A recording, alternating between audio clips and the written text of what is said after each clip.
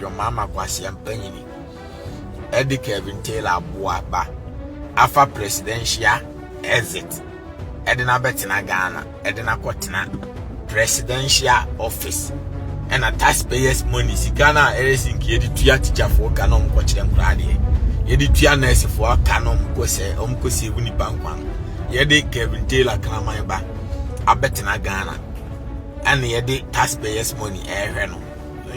Yasi we mu se kukurukuru ni ejaya keka eso ebejai. Dio mati Twene Jonas on tin sembia se adentin na Kevin Taylor. Onye government official no waba Ghana ha. Na ye mano treatment as government official is ye hoahoa no ye ma the treatment as even vice president of Ghana. Twene se on tiasie it will be for ya African adwen e wo ho na mu no Mahama enya mesco wa for ya Mahama pa. Na efa Igbo man yi so a wo Ghana ha no mu a eno cho be press conference na emu no obobo na ju Ghana for se Ghana for ye ni brefo sebe we are uncultured just o carry you Ghana for no on that issue no Twene Jonas abaye kan adwen e wo ho na Igbo man no one fan spell social media mountain so atwena for abo so aha Penyah block media mess was any day mo obe like video no other my subscribe button so make click notification on latest update na ba chere wa adwen dey aba me e wo comment section message so baso no show for so enya bi ahwe edu hwa na nsem mo la pa adom chere ene okatache hwa mensa for the record show host Omu abe expose Kevin Taylor big time. Omu chere Kevin Taylor you know. Our Ghana are serious. I say omu chere mu say all bakra no. Our company for gate 19 I work with the international airport and you know say gate 19 it is reserved for government officials. Say only government official e honom no on for ho. Information reaching us indicate that Mr. Sansadeli again has been flown into Ghana. You have the video of the house and all that. Okay. He's been flown into Ghana. Now, this Sansadeli is the one who brought Miss Sansadeli to Ghana, the fake doctor, who says we shouldn't say she's a criminal. He said we shouldn't say that because no court has said that. She wrote some letters to Metro TV and she's not a criminal or something like that. Okay. Mr. Sansadeli is the one who brought this guy. Now, Sansadeli has been flown into Ghana a while ago. He is reported at the airport when he arrived. And this is what we have been told. We believe, we hope it's not true. We just hope it's not true. He arrived as Kevin Taylor. He went through gate 19. Gate 19 at the airport is reserved ordinarily for high-profile diplomats. So President Kwasea is abroad now. When President Kwasea is coming back, he'll go through gate 19. If a high-profile state official travels, say the Honorable Mahama, those who are not maybe inside governments, all of those people, they all go through gate 19. That's the gate reserved for high-profile officials. He was met by national security in gross violation. These national security people. And we are getting this information from people. I mean, in gross violation of a court order of a bench warrant. Ministers may or may not be aware. President may or may not be aware. He has arrived in Ghana in gross violation of a court order. The court order was against contempt of court. He spoke certain things in which the court believed was scandalizing the court. Kweku Bako and Haruna Atta went to prison for saying things that the court thought was scandalizing the court. This guy sits in America, scandalizes the court in the name of politics.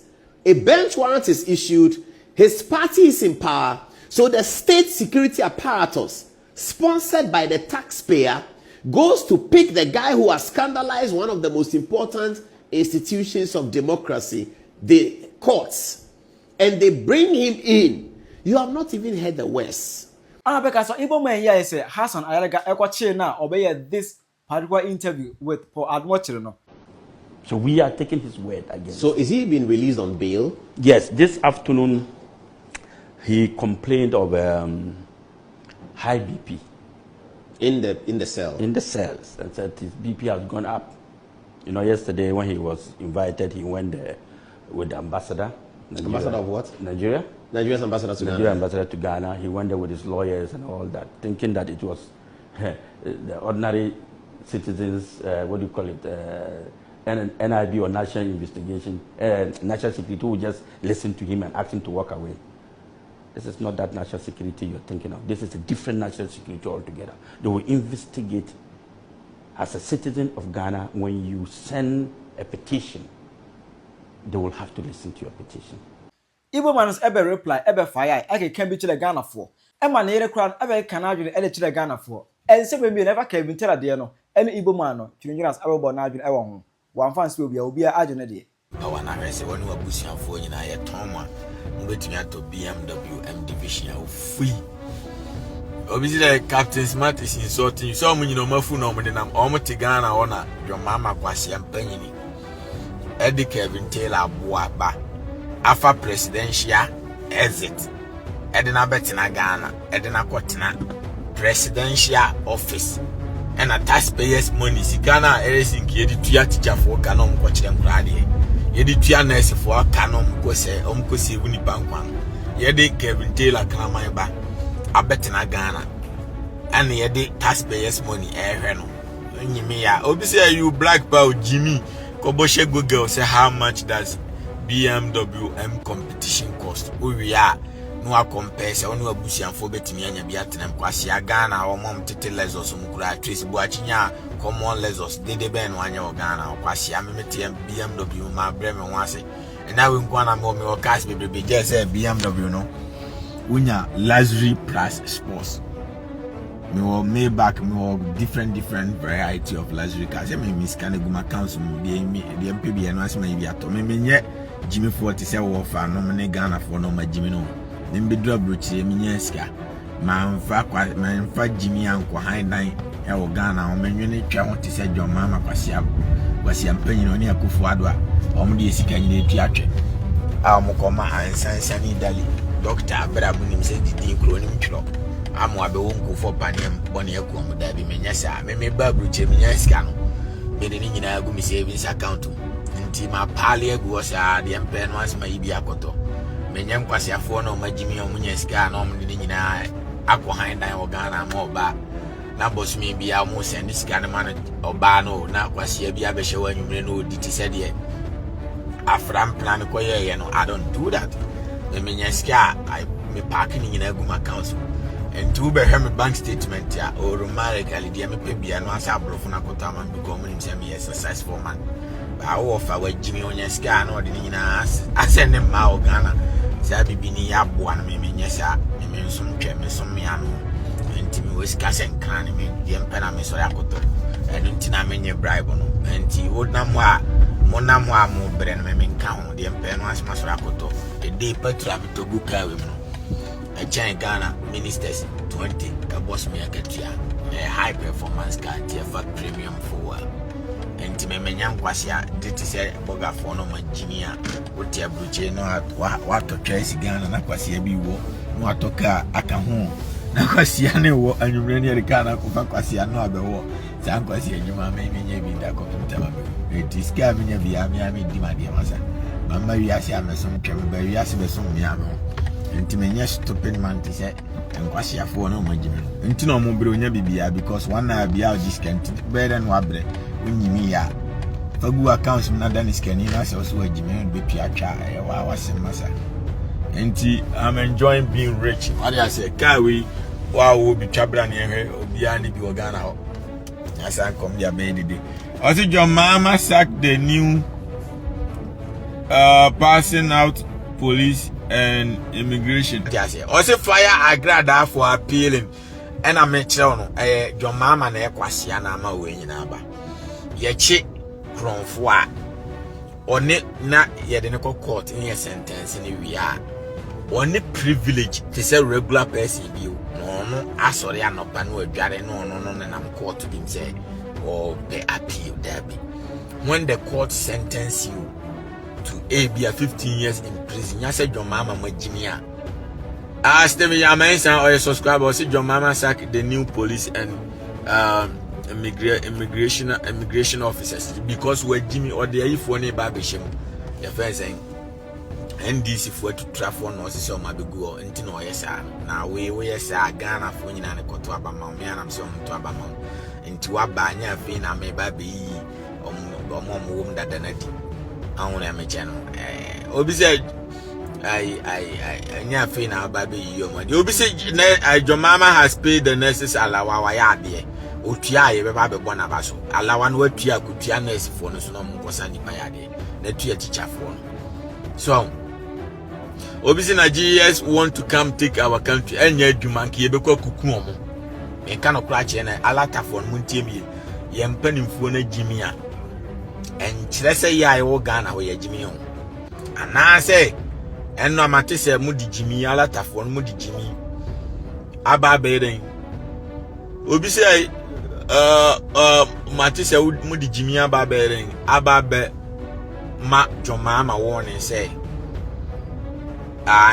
the Ghana for ye mono jomama stop Ghana for money jomama be problem untemi alata for no se mo pese mo tena Ghana so ma. This should be your first and last and beba be treat Ghana man penyi nya sa me me uska sen clan me tue ska me abe bralata di bia o Ghana ho.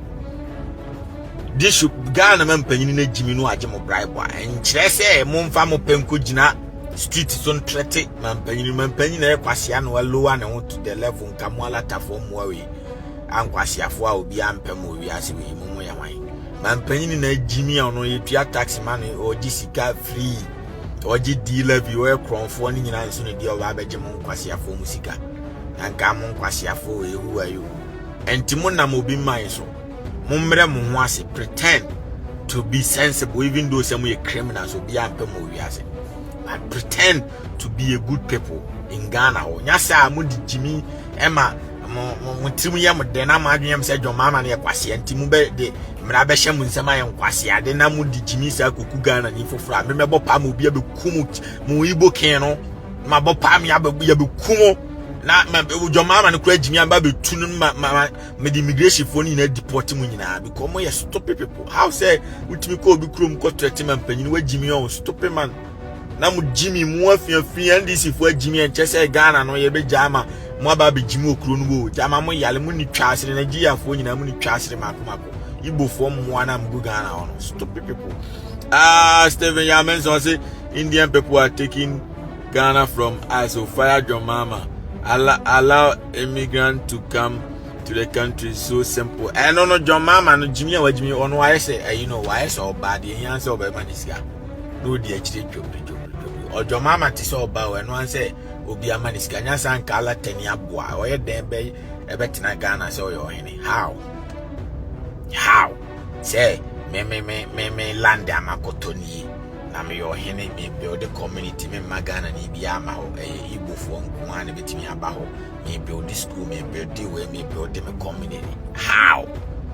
The only community we can have in Ghana Asantes, West, Bonus, Infantes, Apiapims, Northerners, Dagomba, Dagate, Sisala, Yenhia Igbo community in Ghana. We don't need it. We don't need them. We do not. Omo Igbo for in Ghana for until they can never become Ghanaians. They are Nigerians. If they come to Ghana, they came there for business. They came to visit and go back to their motherland. They are not from Ghana. Until we will never allow them to have a community there. It's impossible. Omoba, they are visitors. They come and go. Your mama and Jimmy are me and family. Till American, your mama and Jimmy are no near Kwasea, and your Trump will be deported. Your mama and Kwasea and Tino Sulumonti in Casa. I don't just say I'm from Russia with some name you know. And Kwasea be disaster. Do you have conscious Kwasea? Woman, Penyah in me, and Kawa, one of between us or I could be groom. No, I could gas me or Hen or Kwasea, and your gun and one year Jimmy and fan a bit my baby. Kwasea bit my go England and I so bit me about America before one Kwasea and a Gia for Trump was so many a groom. I don't know me Jimmy Groom, I would deport me. Your mama and Jimmy Intia and Tina my way in I want to make Casa because of Kwasea was wrong or Jomo bribe. And yes, sir, and cow country be anywhere between the old Pacotina with Jimmy now threatening Pana Nigeria for Ghana for left and right. I show you now, I Ghana and Nigeria for man. I show I go Ghana when I show I Nigeria for man. Huh? Auntie, I grad Dana on my ring. O ma sande ne bana kotina wa kraketo a ono ye innocent a oni mire no mama ne ko pache wa makromfo mo se akra ne daache mo se akra ne daache Obi say we are delivery. Sure, now we are delivery guy wa America kura usika betimi usika bedu betimi edi. Hey, na America we be a UPS and EMS post office delivery. Omusika omuji asem keto. Ba me no me nya hwe odwan me superstar me de koye adwuma. Me skani ontime me chele sa me nya hwe. Stephen Yaman say fake news. Police arrested you. NDC bribe bloggers to bring fake news. And American when you Jimmy Sikana mo de come bloggers say. Omu me dada Ghana for see match man. Says can between to a teacher for nanki abebo mabaso. But teacher ni to bon piano can to go school ko chira nkra de nkra na bonbon enti munya boa o come bloggers ka so me dada Ghana for see achimesa na de no manya film. Oh, mitimi dwene bibini wa mentiase wanwe ade na na MB before ya yempe na ayede omko fie no mo so mabae no ni Twene Jonas wa ha the same job won na MPP before ye tue sika na nkofo be twantro enti maba no we are expecting something different. Of course you know where we are. Me blue BM da be oni na don't get me wrong. Enti we are expecting something different.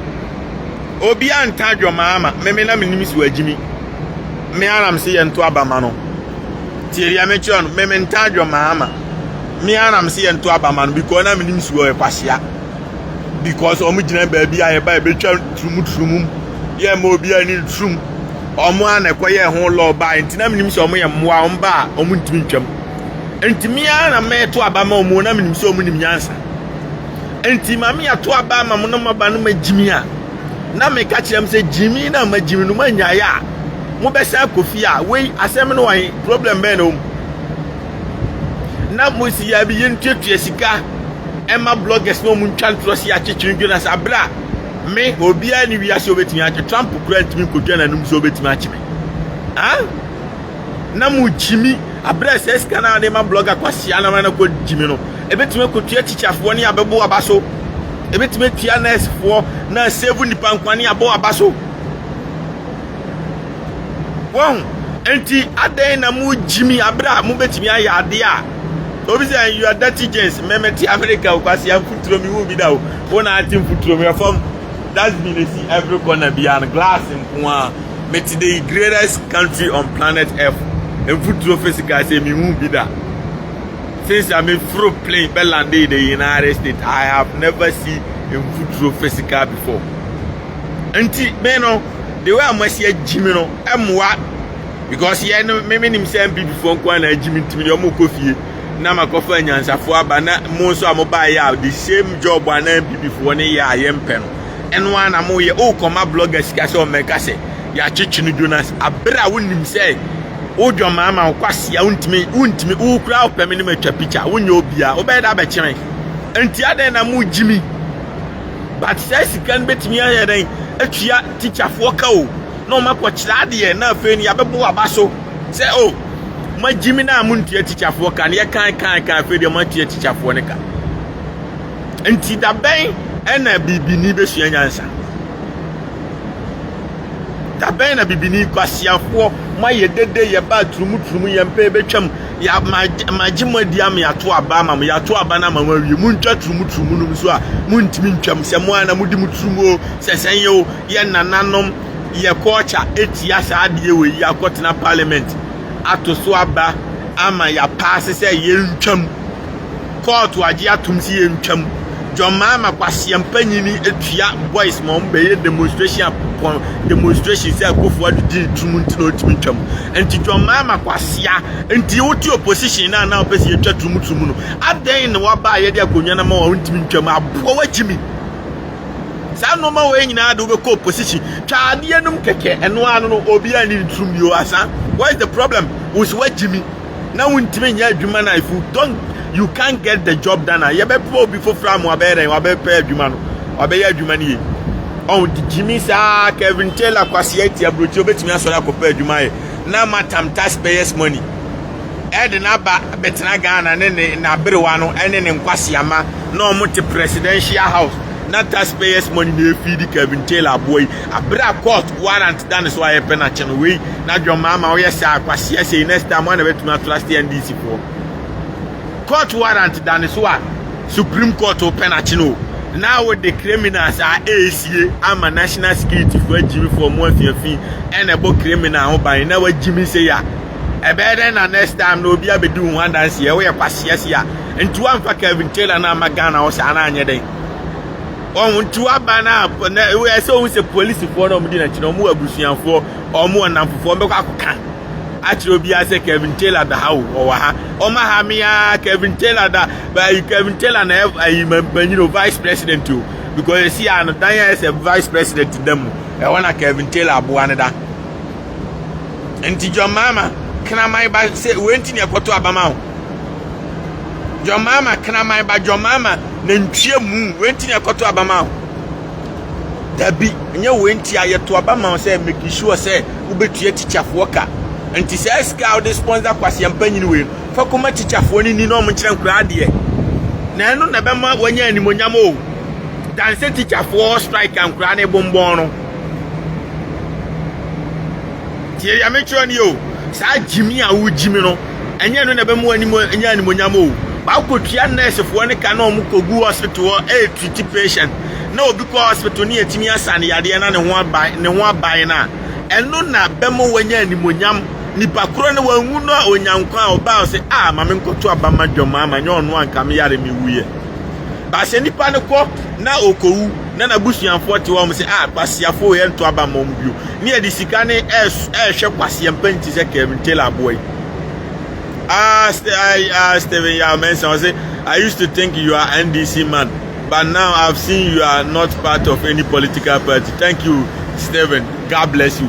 Meno my political party in Ghana, I want to see our country develop like this.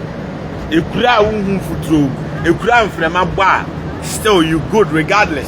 Mfuturo bia mewura wani. Ekura unamu a safe. I know I want to see.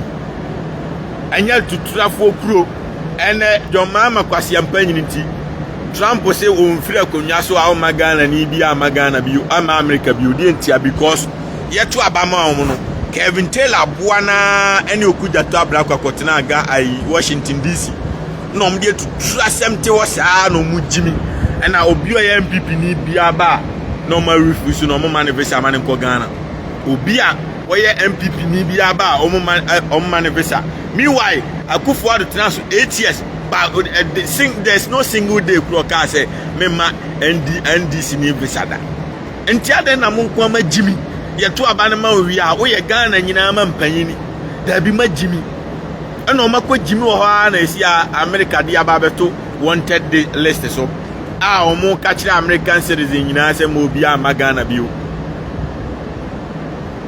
because o me ye tutrafo so and esi no the until say John Mahama be ko position there America here Ghana bi o entina Ghana for ne deport left and right no because okuja to abra kwakoshe emra to MPP for no so MPP for no so nyina citizen enti America aban onu ani ma MPP bia no oni ma NDC bia di onu ani ma ne say wa reject the citizen say o man be say man ma Ghana onu emfa ho say na we MPP na we NDC onu ani ma de kro ne dia ne say American citizen bepe visa okuja to abra Kwasea na ma deny omo nti omo so be deny Ghana for nyina asa deport Ghana for aka ho acho say America no de obeye obi enu nti na John Mahama Kwasea no na odi Trump atem na emi wanwa no na menti ase akwa na jimi enkramofu no omo tiri fru plane na omo aba America na omo aba wo ha omo wo a omo ba na citizen